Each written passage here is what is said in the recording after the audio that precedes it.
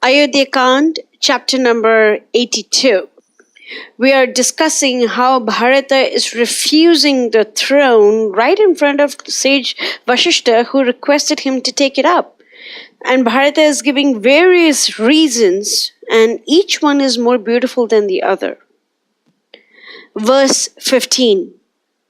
Yad hi matra kritam papam naham tat abhirochaye ihasto vana durgastham namasyami kritanjali. I will never accept the evil deed committed by my mother. From here I shall pay obeisance with folded palms to my beloved brother who dwells in the impenetrable forest. So when Bharata first spoke to Kaikeyi after she revealed that she had asked for these two boons, Bharata tells Kaikeyi that he is not capable of ruling the kingdom, and just in case she had that doubt that, Bharata says that he is not capable, but he most certainly is. At that time, Bharata says that even if I were capable, I will never allow your cruel deeds to bear fruit. I will not act according to your wishes. And over here, he is saying that he is not going to accept the evil deed as committed by his mother, Matra. He says, Kritan papam, the evil deed, I am not going to accept it. The not accept is na rochaye. That's the term. And Bharata is saying that he is not going to accept his mother's cruel deed. The next thing that he says is, I am going to namasyami kritanjali. Anjali means with folded palms. And with these folded palms, Bharata is immediately praying to Rama. Why? Because he wants the world to know that he is the servant of Rama. Only a servant will bow down to the master. So he is a servant of Rama, therefore he is offering obeisance unto Rama. And he says that Vana Durgastham. We have already gone through this terminology before. Durga means impassable. And Vana means the forest, and therefore he's calling the forest as impassable. You cannot go into it. And that's the reason why in those ages, Vanvas was given as a punishment for the most heinous of sinners. Whereas Rama accepted the punishment without having committed any crime. And this is the greatness of Rama. This is the reason why Bharata says Durgastham Vana, or the impassable forest. Verse 16. Ramam eva anugacchami sa raja dvipadam vara trayanam api lokanam raghavo rajyam arhati. I shall follow Rama, the best amongst men. He alone and no one else deserves to rule over the kingdom of the three worlds. Ramam eva anugacchami means I will follow only Rama. It's Rama eva, or only Rama. And anugacchami means I will follow. Why? Because he is the best amongst men. Dvipadam means 2 feet, and Vara means the best, and Rama is referred to as Dvipadam Vara, the best amongst men. And Bharata does not just call Rama as the best amongst men. Bharata goes a little beyond that as well. He says that Rama is capable of ruling Trayanam Lokanam, the 3 worlds. He can rule even the 3 worlds. So we are now in the middle world, that's the Bhuloka, but then we have, above us we have the various heavens, and below us we have the various nether regions. So there are 14 planetary systems in one material universe. This is the template.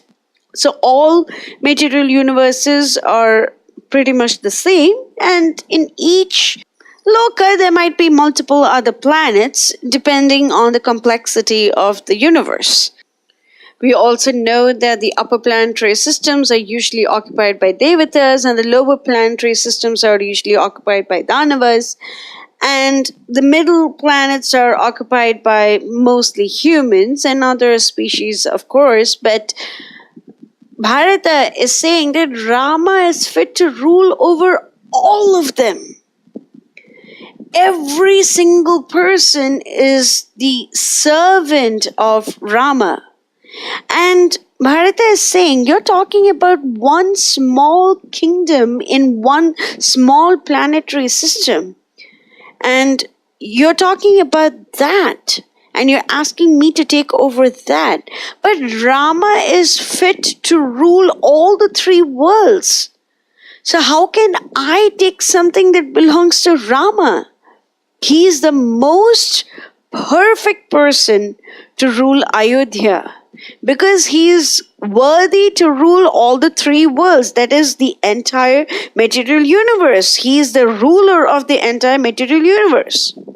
So how can I take something that belongs to him? I'm basically nobody. And here you get to see Bharata's great humility, you get to see Bharata standing strong on his principle, you get to see Bharata revealing a little bit about who Rama is. So let's not forget that Rama is a supreme Lord who has come down to this earth as a human being so that he can kill Ravana. And he has to establish dharma, as well as he needs to interact with his devotees. So these are the three different purposes of his arrival. As we know from Bhagavad Gita 4.8, Paritranaya sadhunam vinashaya cha duskritam dharma samsthapanarthaya sambhavami yuge yuge. And of course, he is a supreme Lord. However, since he promised the devatas that he would kill Ravana as a human being, Rama does not always exhibit his Bhagavan-like potency. He sometimes contains a little bit, sometimes he reveals it a little bit. It depends who and where, and many people don't really reveal, but many people do reveal. For example, Durvasa Muni had already revealed to King Dashratha that Rama is Vishnu himself. And yet, Dashratha died thinking, how is Rama going to survive in the woods? How can he eat just the plain berries and fruits? How can he just sleep on the ground? Even though he knows that Rama is the Supreme Lord, yet Dashratha just sees him as his darling little boy. And similarly, most people, even though they knew that there is something extraordinary with this person by the name Lord Rama, they wanted only a very normal relationship with him, as if he were their own son or their brother or their master. Very simple relationships. So this is why King Dashratha chose to see Rama as his darling son rather than the Supreme Lord, and could summon Rama to appear in his court and grasp his hand and make him sit on his lap and smell his head and then ask him to sit on the throne and so on and so forth. And Rama loved to be used like this by his devotees as well. And therefore he would run whenever his father summoned him, he would run and arrive at the palace. So this is a very beautiful relationship. But just because Yoga Maya is prevalent, that is the Maya that brings us closer to the Lord, so just because Yoga Maya was very prevalent in Ayodhya, it doesn't mean that the people can forget his wonderful qualities. Obviously, they're very attracted to his wonderful qualities, and it is an open knowledge that Rama was able to lift the bow of Lord Shiva and break it. Rama killed Tataka when he was less than 13 years old, and so on and so forth. And Bharata is a part of Rama himself. And he is also a devotee of Lord Rama. And here he's just revealing just a small part of who Rama is. And that is Trailokyanatha. That is the Trayanam api lokanam raghava rajim arhati. Rama is eligible to be the king of all the three worlds. And that is just a small revelation as to who Rama is. And Bharata is saying Rama is not ordinary. And you know that Rama is not ordinary. He is fit to rule the three worlds. And yet he has chosen Ayodhya as his birthplace. He could have gone anywhere in the three worlds and he has come to Ayodhya. Then don't the people of Ayodhya need a wonderful king like Rama instead of me? Verse 17. Tat vakyam dharma samyuktam shrutva sarve sabhasada harshan mumuchur ashruni rame nihita chetasa. After hearing the righteous words of Bharata, all the assembled men there shed tears of joy, their minds obsessed with Rama. So Bharata's words were so noble, so consonant with justice and truth, that they sank deep into the hearts of the assembled multitude and drew them with irresistible force to the feet of Rama, and tears of joy coursed down their cheeks. This is the effect of having a true devotee sing the praises of Lord Rama. There are multiple places in Srimad Bhagavatam where it is mentioned that one should listen to the stories of the Lord through the mouth of a devotee only. We are not supposed to listen to the stories of the Lord through anybody else because those stories are tainted, and we will see the reasons why. But I would like to present one of those right now.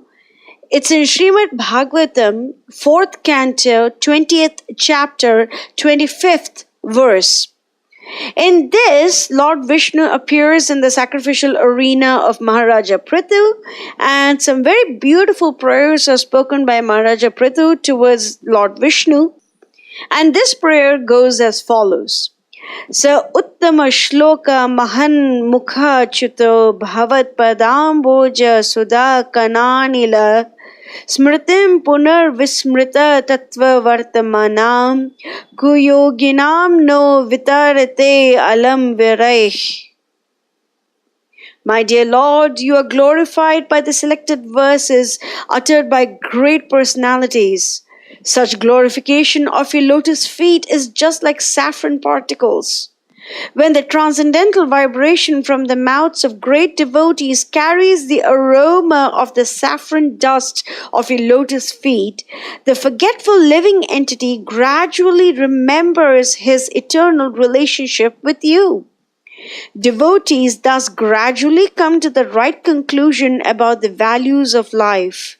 My dear Lord, I therefore do not need any other benediction but the opportunity to hear from the mouth of your pure devotee. And the purport goes as follows.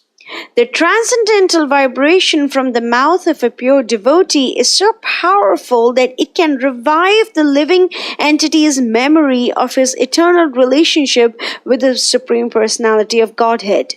In our material existence, under the influence of illusory Maya, we have almost forgotten our eternal relationship with the Lord, exactly like a man sleeping very deeply who forgets his duties. In the Vedas, it is said that every one of us is sleeping under the influence of Maya. We must get up from this slumber and engage in the right service, for thus we can properly utilize the facility of this human form of life. As expressed in a song by Thakura Bhakti Vinoda, Lord Chaitanya says, Jiva Jago, Jiva Jago. The Lord asks every sleeping living entity to get up and engage in devotional service so that his mission in this human form of life may be fulfilled. This awakening voice comes through the mouth of a pure devotee. A pure devotee always engages in the service of the Lord, taking shelter of his lotus feet, and therefore he has a direct connection with the saffron mercy particles that are strewn over the lotus feet of the Lord. Although when a pure devotee speaks, the articulation of his voice may resemble the sound of this material sky, the voice is spiritually very powerful because it touches the particles of saffron dust on the lotus feet of the Lord. As soon as a sleeping living entity hears the powerful voice emanating from the mouth of a pure devotee, he immediately remembers his eternal relationship with the Lord, although up until that point he had forgotten everything. For a conditioned soul, therefore, it is very important to hear from the mouth of a pure devotee who is fully surrendered to the lotus feet of the Lord without any material desire, speculative knowledge, or contamination of the modes of material nature. In the purport to Srimad Bhagavatam, Canto 2, Chapter 1, Verse 6, it is said, one can achieve the highest perfection provided one is able to reach the stage of Narayana Smriti, or constant remembrance of the personality of Godhead. This is possible only by the association of a pure devotee. In the purport of Srimad Bhagavatam, Canto 2, Chapter 3, Verse 16, it is said, Satam means the pure devotees who have no other desire than to serve the Lord. Only in the association of such devotees are the transcendental glories of Lord Krishna properly discussed. It is said by the Lord that his topics are full of spiritual significance, and once one properly hears about him in the association of the Satam, certainly one senses the great potency and so automatically attains to the devotional stage of life. Like this, there are multiple examples sprinkled throughout the scriptures that glorify pure devotees and how other devotees are benefited by such constant association. Now, another symptom that is mentioned by sage Valmiki is that as soon as Bharatha spoke all these beautiful words that extol the virtues of Lord Rama, the assembled multitude began to have tears pour down their eyes.